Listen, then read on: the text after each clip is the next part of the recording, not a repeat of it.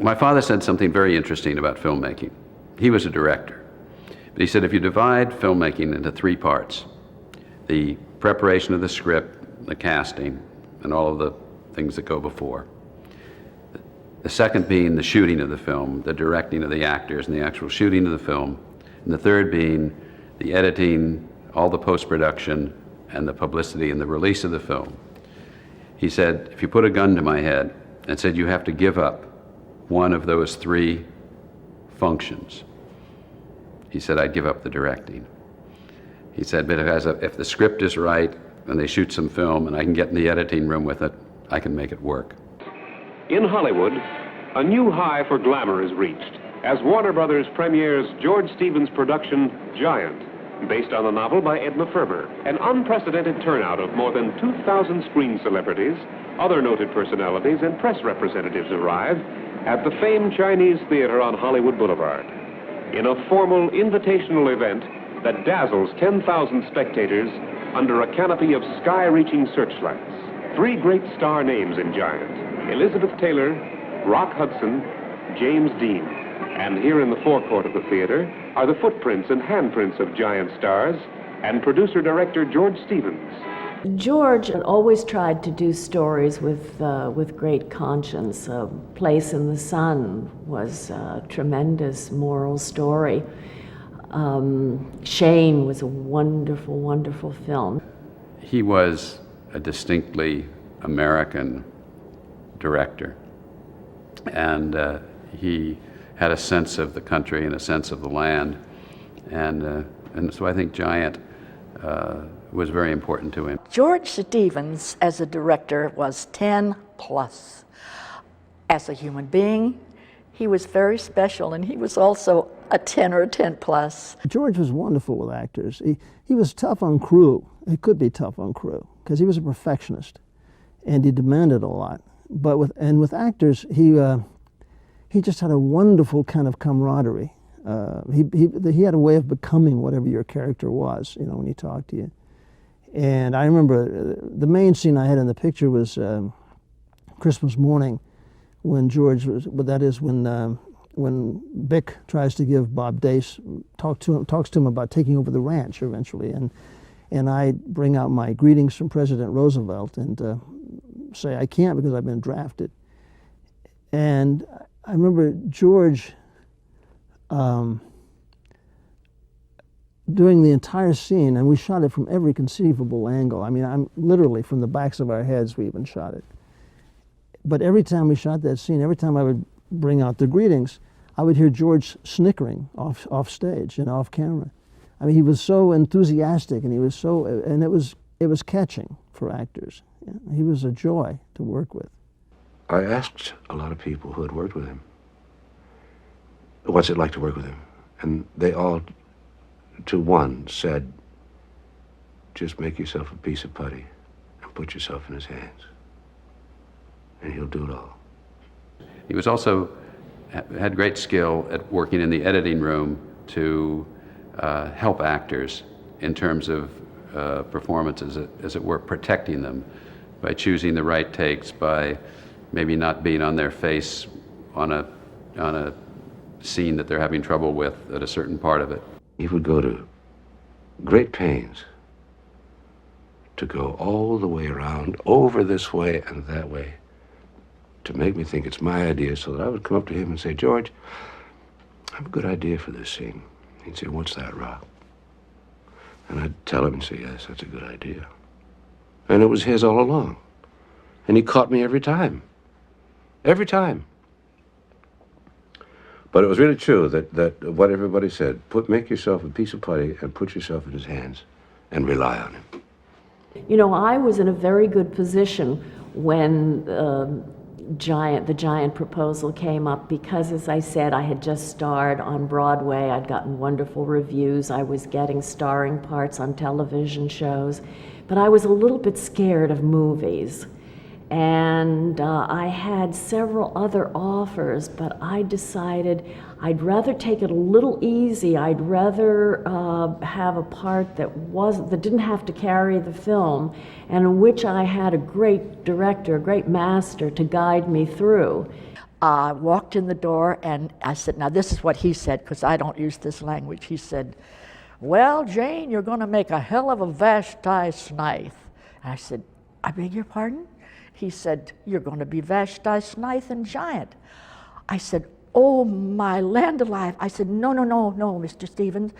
When I said I wanted to share thoughts with you, I meant about the book and the different characters. He said, well, you'll get a good chance to find out, because we're going to be on the picture for quite a while, you know. And I said, oh no, I'm a mama now and I take care of 3 kids and I haven't worked in a long time. He said, well, we're going to have to do something about changing that. You know, it's an interesting story how he came to this cast, and I don't know, you know, all of the details because I was apart from it when the casting was going on. I mean, I know that he talked with Audrey Hepburn.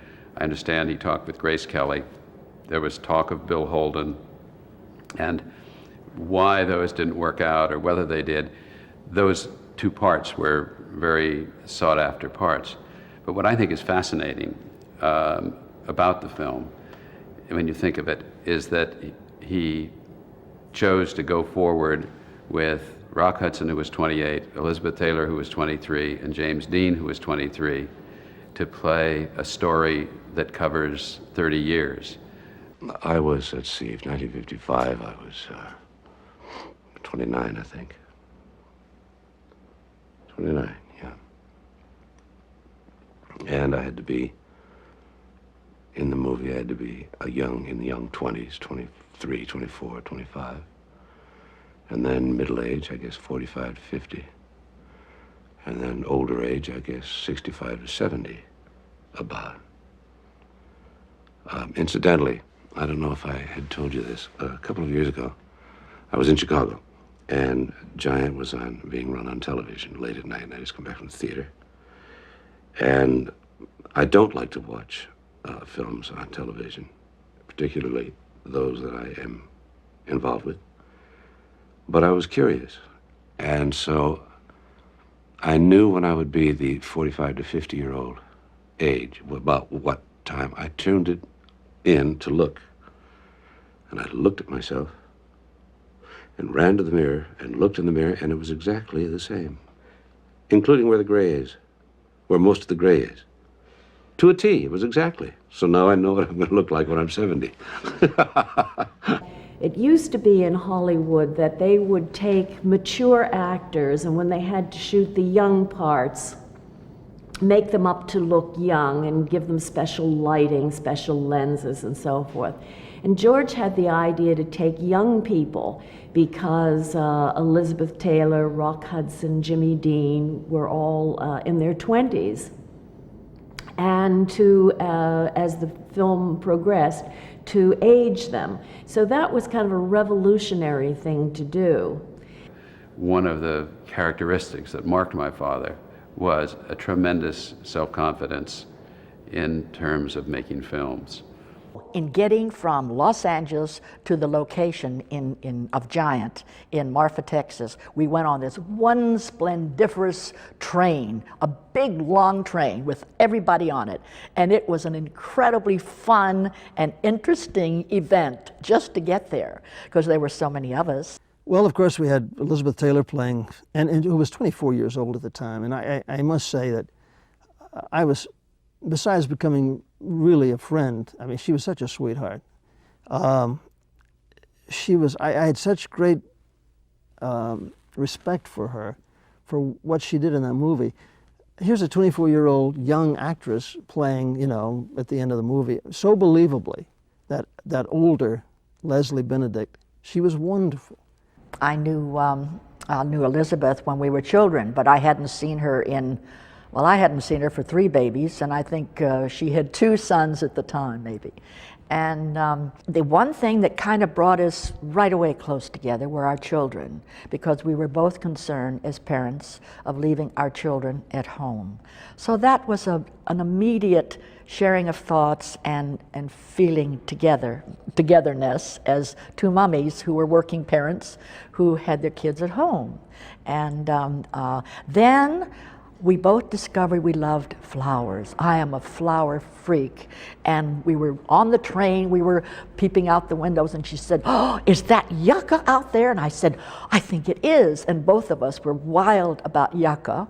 And so Mr. Stevens came walking. He said, "What's all the giggling about, girls?" I said, "Oh, we just spotted some yucca growing, and we can't see it so far away, but oh, it's just wonderful." He said, "You want some yucca?" I said, "How would that be possible?" He said, "I think we can work it out." With that, he went out, and some cord was pulled, and the whole train stopped. And I have wonderful home movies. I'm so thrilled to have them with Elizabeth, who looked so beautiful with holding the yucca up, you know. And then it was just, so many things happened that were just fun and all happy memories. So it was at the very beginning of the film. And the night before, Elizabeth very nicely had asked my future wife and I to come over to she and Michael Wilding's house for dinner. Have an evening of getting acquainted, and it's going to be a long time together and so forth. So it was very nice and very polite of her to do so. And we did. And we had a wonderful time. And it was a very liquid evening. And several martinis later, suddenly realize it's 3 a.m. and we have to get up and go to work and shoot this wedding scene. Well, Elizabeth had to get up, I guess, at 5:30. Girls don't have it as lucky as guys do. I had to get up around 6:30 or something. But we both were so dreadfully hungover, and we had to shoot this scene, this highly emotional scene, and not a word to each other, but just look at each other, just moony-faced.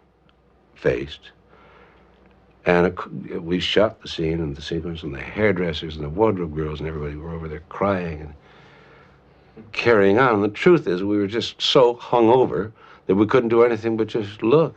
My father made A Place in the Sun, which was the first really mature role that Elizabeth played, and that was a wonderful experience. And of course, it was a great film and a great role for her. And so when Giant came along, I think he knew that he'd been to the well with her and thought that she would be good for this part. And she really did. She did a wonderful job. She, like Rock, she had to age 25 or 30 years and go into territory that she hadn't been before. I got some great pictures of Elizabeth. When one of my favorite one is in the movie film, but I have some wonderful black and white. She was always saying, for me, clowning, saying, "Oh, darling," you know. And I have a lot of "oh, darlings" of Elizabeth that I just love in different outfits as she grew older through the years in the film. I think Elizabeth was so wonderful for the part because one of the things that she does best is this haughty rich girl. And to see this lush green country that she came from in Virginia, where she rode horses and she was the queen, and then to see this flower from the east taken into the stark Texas countryside where there was nothing but dust and sagebrush and so forth. It was a wonderful, wonderful contrast. And I think she had some marvelous scenes that she did very, very well. Although I feel that as an actress, Elizabeth really came into her own a little bit later. It was a question of her, too, not quite having the confidence. People used to say to her, well, use your hands more, move a little more.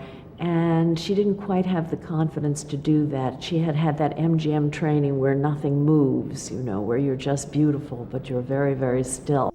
There was Elizabeth and there was Rock. I think Rock felt that was the best work he'd ever done, by far. I loved Rock Hudson. I loved him as a person. He was a delicious human being, kind, thoughtful, conscientious about his fellow workers. I used to visit the set occasionally when he was working. And I knew Rock, not well, I always liked him, but I thought, thank you God, he's finally getting the opportunity to share the talent he's always had, but never had the proper words or script or lyrics to share with the public to show them what he's really capable of doing. I thank God that George Stevens saw that in him and gave him that chance, because I think it's the best film he ever did. I loved him. I followed him around like a puppy. I would worship that man. And so I saw perhaps a little more than maybe other people did.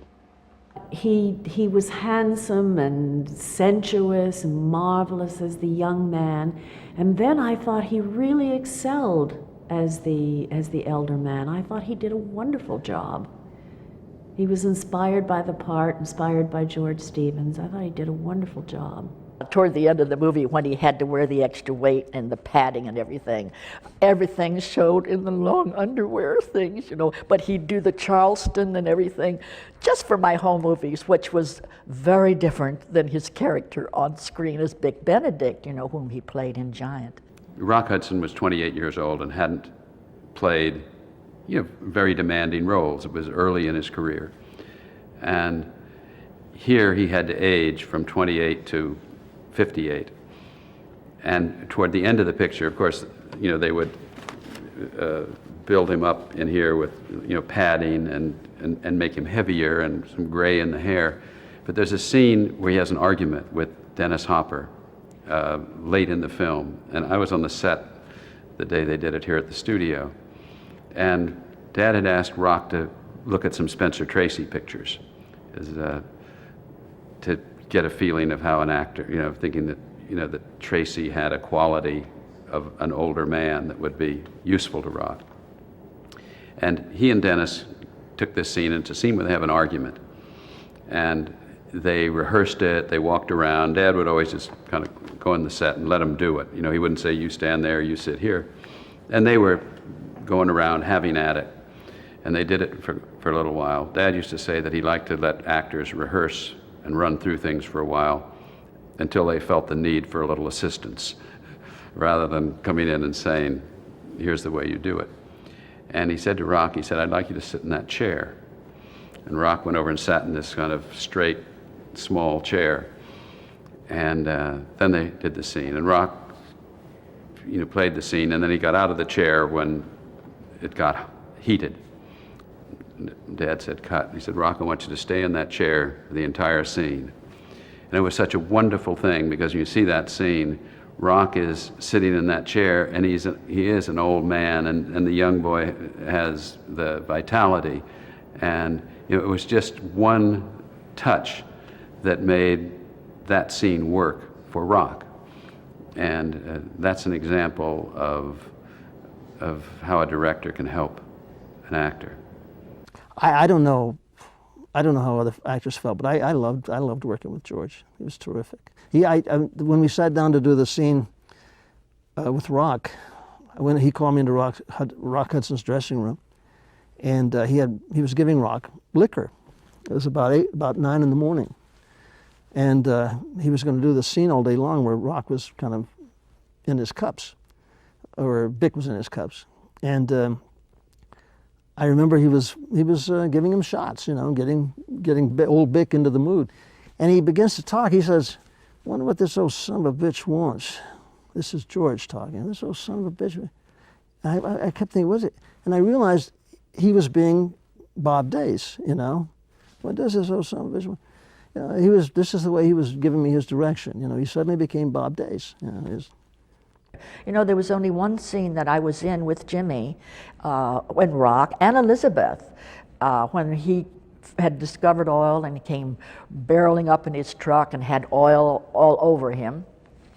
And they really had to plan it just like a dance routine. They had to do the choreography of the scene and how it was going to go. And it took a great deal of time in planning that scene. It was a very important scene in the film, one of the most important, really. But it was the only time, basically, the whole ensemble of the cast were together. But Rock and Jimmy, I have pictures that I took of them that I'm very proud of, because Rock always had this great sense of humor and fun. And he was always that way. And Jimmy was very, very stern and very concentrating on what he was doing, which was understandable. And I think they could have been real special friends if they'd had the time to be. The only one who was unhappy about his aging was Jimmy. It wasn't that he minded aging. He didn't feel that he accomplished what he wanted to accomplish. He felt that he sort of let those scenes down in which he was an older man. As a matter of fact, in the scene where we see him drunk and destroyed in the ballroom, he was very unhappy with that scene and asked George if he could shoot it over and over and over again. My uncle, Chill Wills, and I were standing at a partially open door and watching this, and this was a big thing for Luz to see kind of the demise of her hero. Jimmy, in the rushes, came up to George Stevens and said, you know, he said, I wish that you would cut me out of that scene as much as possible because everything that there is to say is on Carol Baker's face. And that was a lovely thing to say. So he you know, he did appreciate other actors, other artists. In the beginning, I was naturally very interested in Jimmy as an actor and as a person. I'd never ever met him. And he stayed very much to himself and was very, very distant. So I thought, okay, I will respect that and his privacy. So I stayed very distant. But he was the only one I did because everybody else were like teddy bears, you know, and I love teddy bears. So it took a while for us to finally kind of share thoughts, but he didn't allow that. If I would just say even good morning, he'd say hi, and with sort of the roll of the eyes and so on, but nothing in the way of communication. So finally, I was taking pictures, as I usually do, of everybody and having a wonderful time.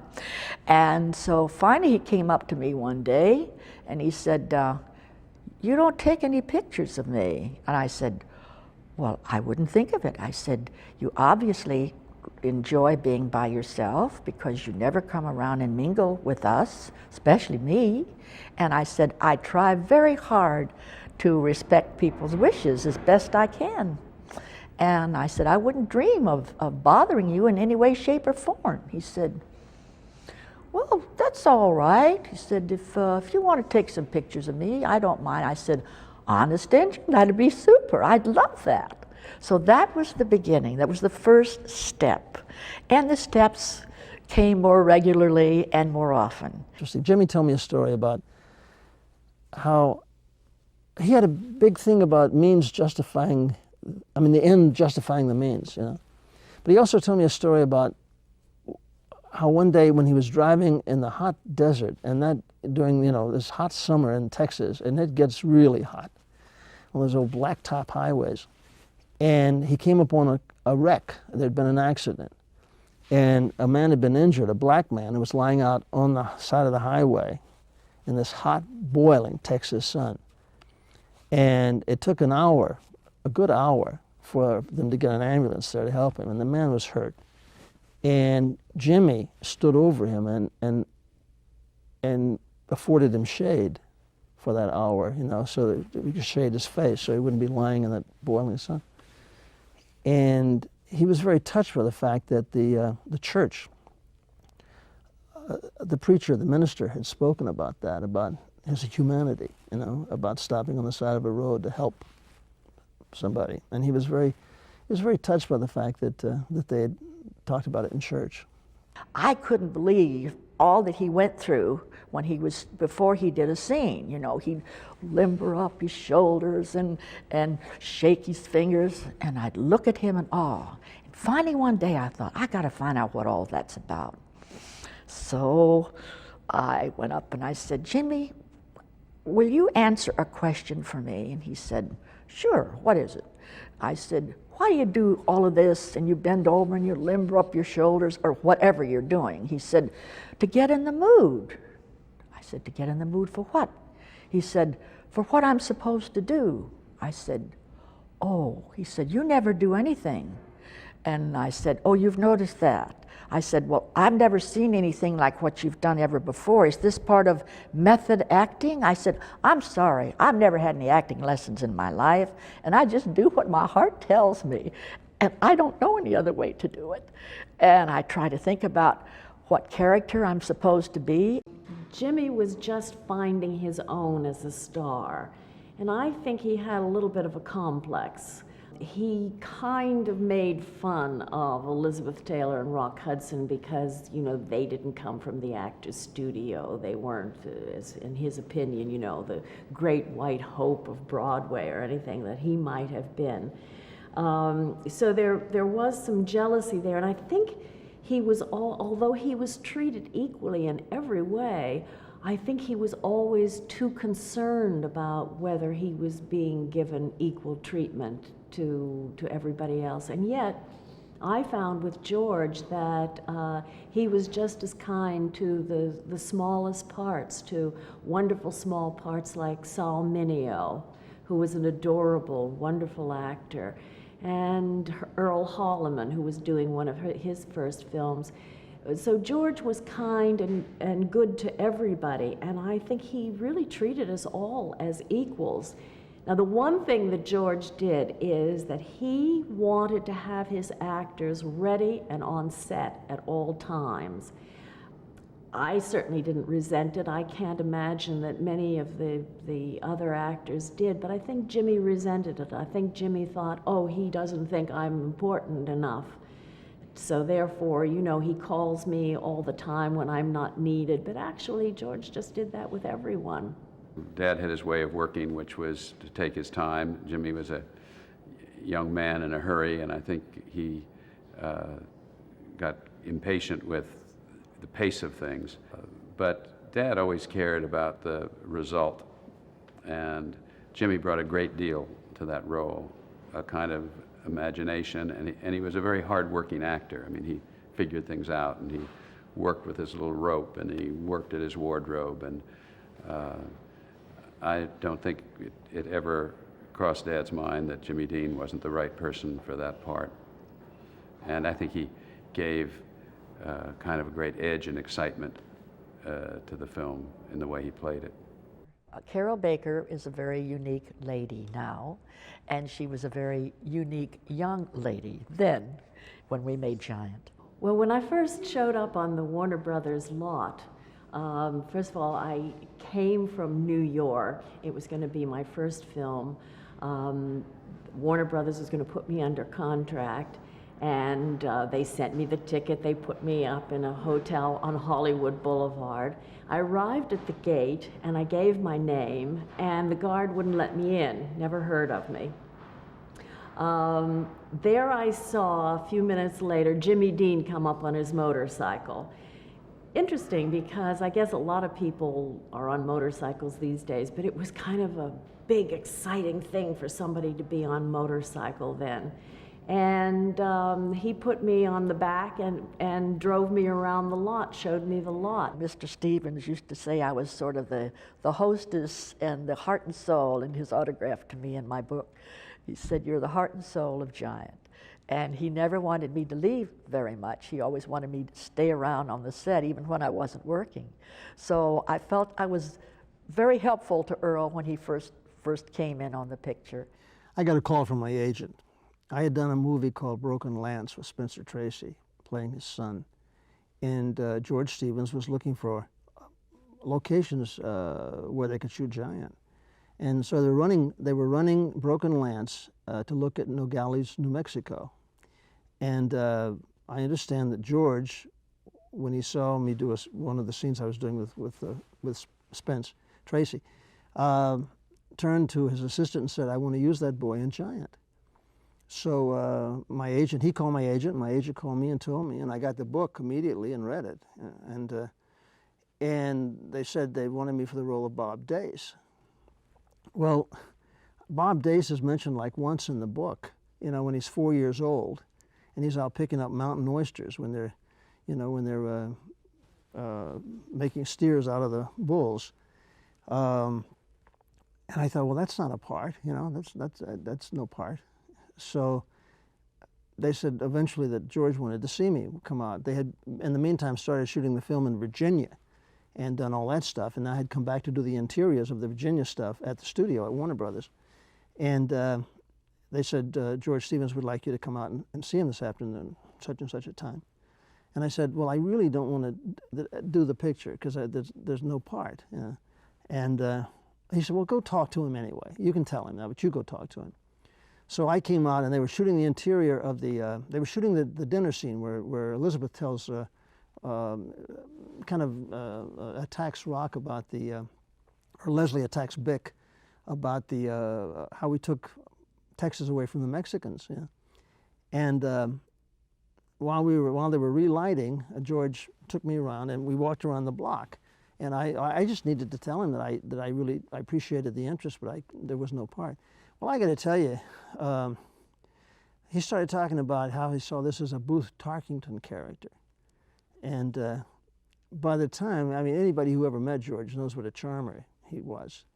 And by the time we got through with our little walk around the studio, I would have done anything for him. So that's how I got into Giant. I never once told him that the part was small. I just didn't have the guts after that. I was thrilled to be working with him. Yeah. My history with Giant was that I graduated from college and was supposed to go into the Air Force, but the Korean War ended, so I had 1 year with nothing to do. So I spent most of that year working with my father on the screenplay.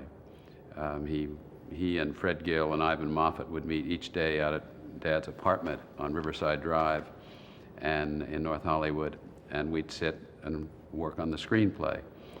And then my time came to go into the Air Force, and I had time to serve my 2 years in the Air Force, visit the locations in Charlottesville, Virginia, Marfa, Texas, and here at the studio, serve my time and get out just in time to work with my father on the completion of the editing, the scoring of the music with Dmitri Tiomkin here on the Warner lot, and the release of the picture. I was in Marfa for about 6 weeks. And I remember when I arrived there, it's out in the middle of nowhere. It's a tiny little town, cattle town.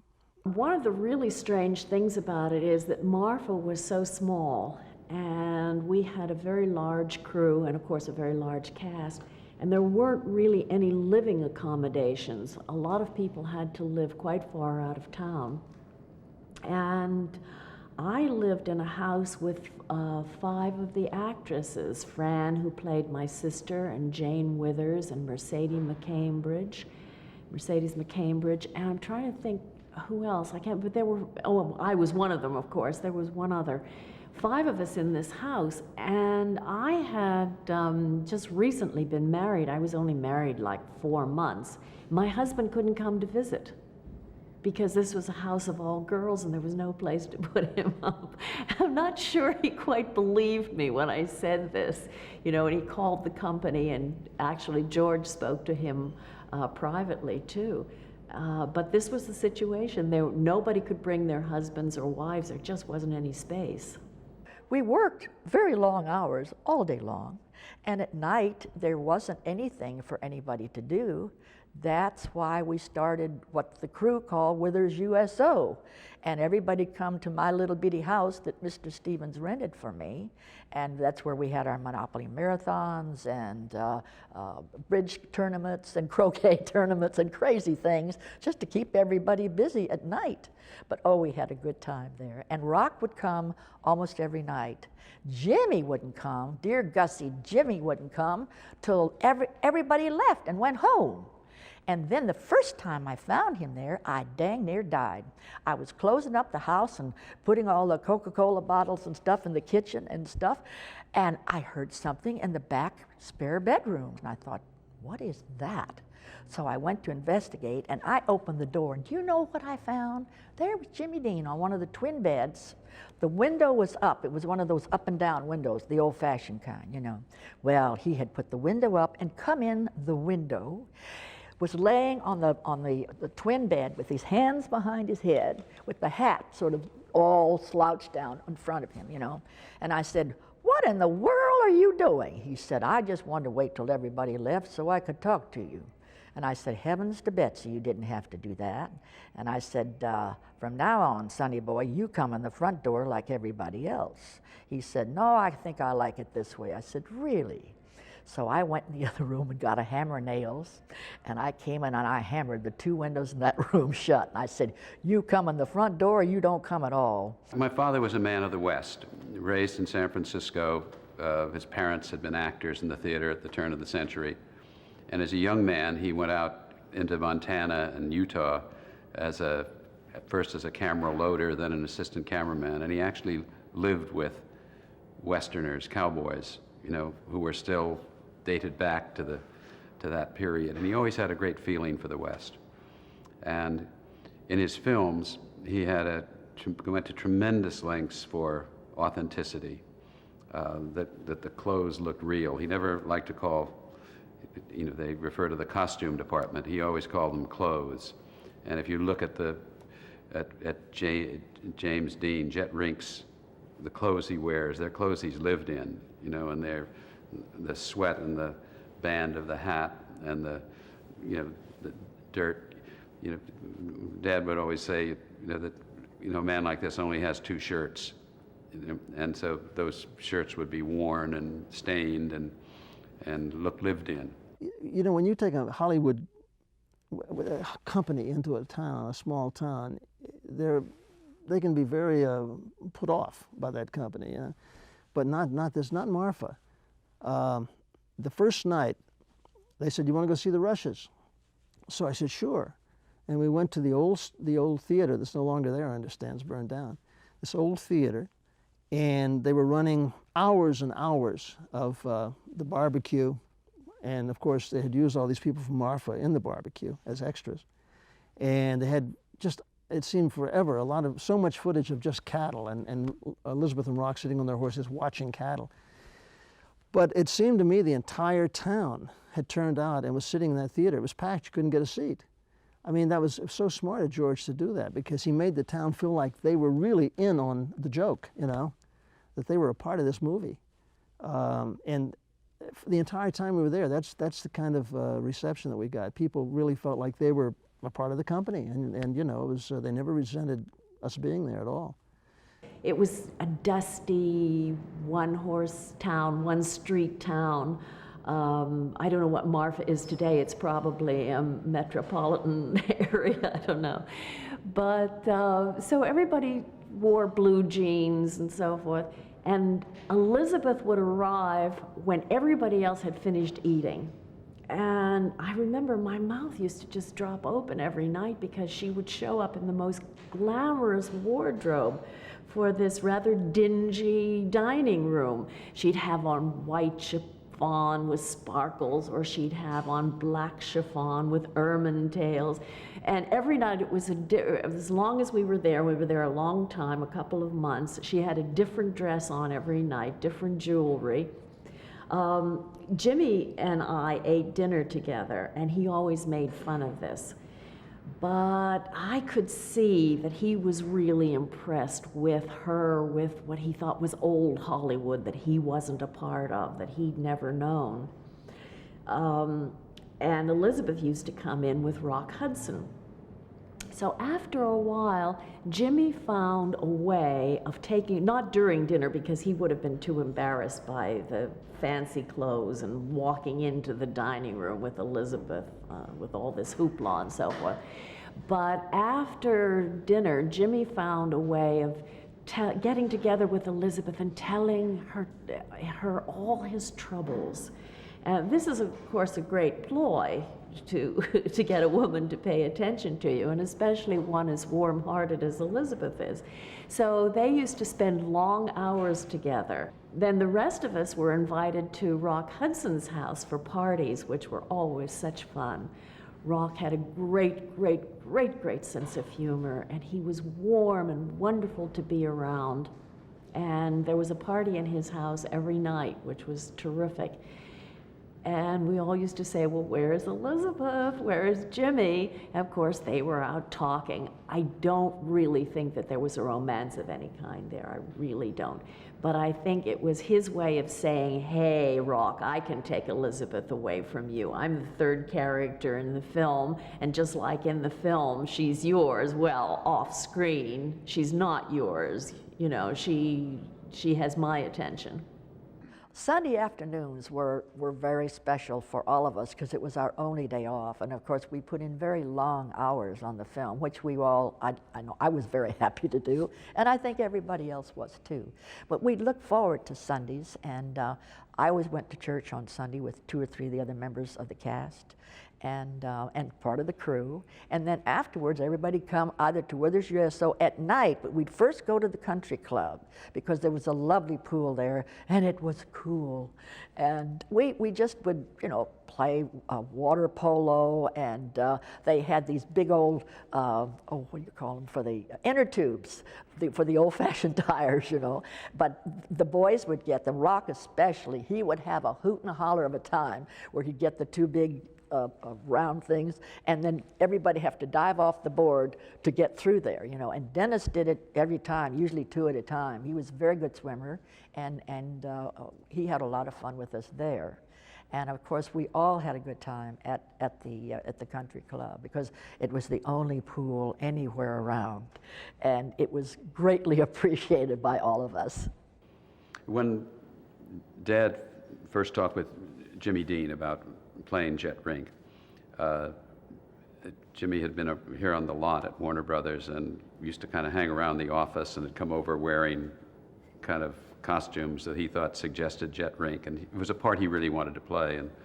And Dad, you know, and it was a gamble. He was young. They'd been talking about Montgomery Clift and more experienced actors.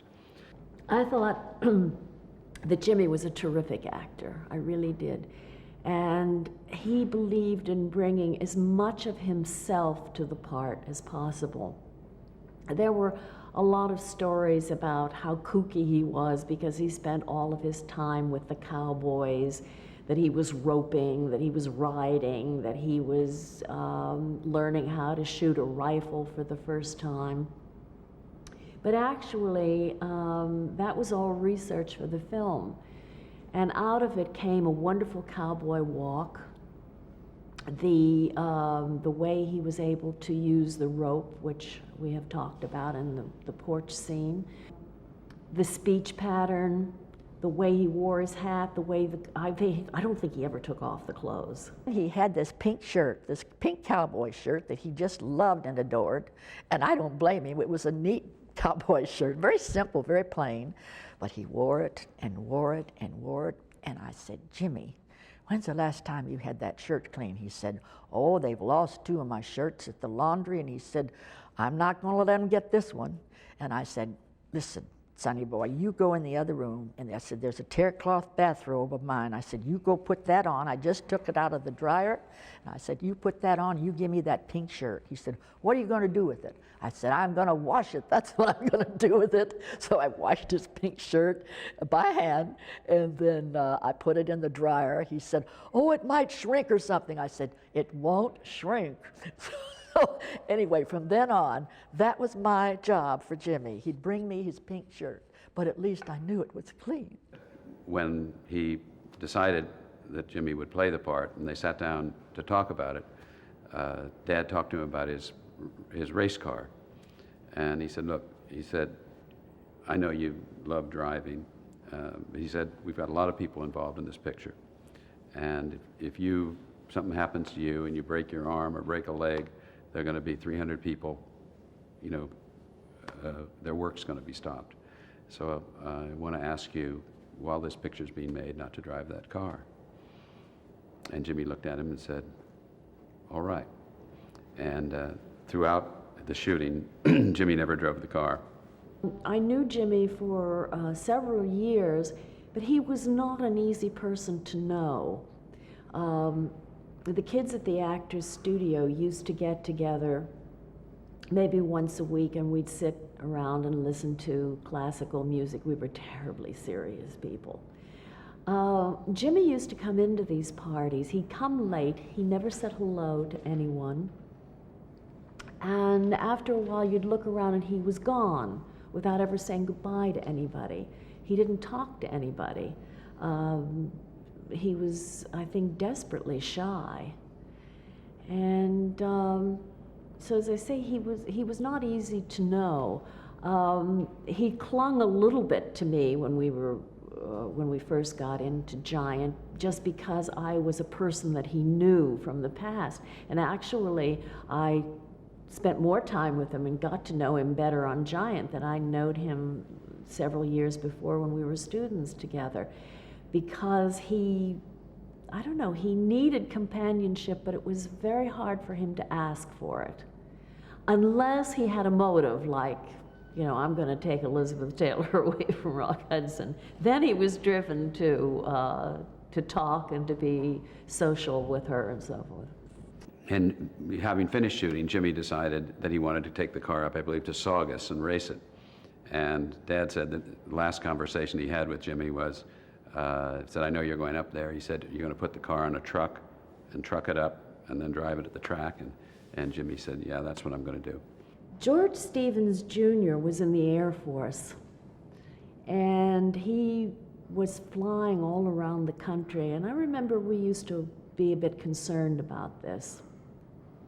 We weren't really concerned about Jimmy at the moment, although we were before the film started, because he was always racing cars, racing motorcycles. But he was banned by Warner Brothers from getting in a car on a motorcycle while he was doing this film. So the minute the film was over, he finished about 2-3 weeks ahead of everybody else. And he told us that he was taking his fast car and he was going cross country. So we were all in the theater watching the day's rushes, the dailies, and suddenly the lights went up. George Stevens was on the phone, and I'll never forget the look on his face. He turned absolutely white. It's like all the blood drained out of him. And there was electricity in the room. You just knew something dreadful had happened. Of course, my first thought was that it was George Stevens Jr. because of all the airplanes he had to get into. And George took a couple of deep breaths. There was not a sound in that projection room. And after a while, he said in a very level voice, Jimmy Dean has just died in an automobile accident. And that's all he said. And we all sat there stunned. Nobody cried, nobody shouted. I don't think we were able to move. Nobody was able to move. And I can't remember how the evening ended. I know that certainly we didn't watch any more rushes, but we all just sat there for a long time, and then we silently filed out of the room. When Jimmy Dean died, we got word. We were all in the projection room watching dailies. Somebody came blubbering in and said, Jimmy just got killed. And George left. And I followed him. And we walked down through the sound stages, through Warner Brothers lot. And I lost him. I couldn't find him. I don't know where he went, why, where he was going, except to guess that he just wanted to be by himself. It was really weird that morning because there was a great stillness. There was usually much activity when we first got to work. You know how it is. And there wasn't that morning. There was a strange stillness and a very unique, everybody remarked about it. It wasn't just me, because I said, what is with us today? I said, everybody seemed like they were preoccupied, or we're so quiet on the set. And I said, they're not even going to have to blow the whistle for us to settle down and be quiet. And then I saw Mr. Stevens, and I've never seen him look that way before, never. And I knew something was very wrong. I just felt it so. It's just like somebody stuck a knife in my heart. And I thought, oh, please, God, I hope it's not what I'm afraid it is, because we all knew he was going in the race. And I prayed so hard. And I saw him the day before the race. He brought me his pink shirt and said, would you keep this for me till I get back? I said, of course I will. And, but I had the strangest feeling when he left. And I'll never be able to explain it or put it into words. But I just was so afraid I'd never see him again. Everybody loved Westerns, but this was such a special kind of Western. And you came into the lives of all these different families, 3 different families, and all of their children and their grandchildren growing up. Everybody can relate to that. It's been said of my father that he was a very good listener, and he was always interested in a good idea.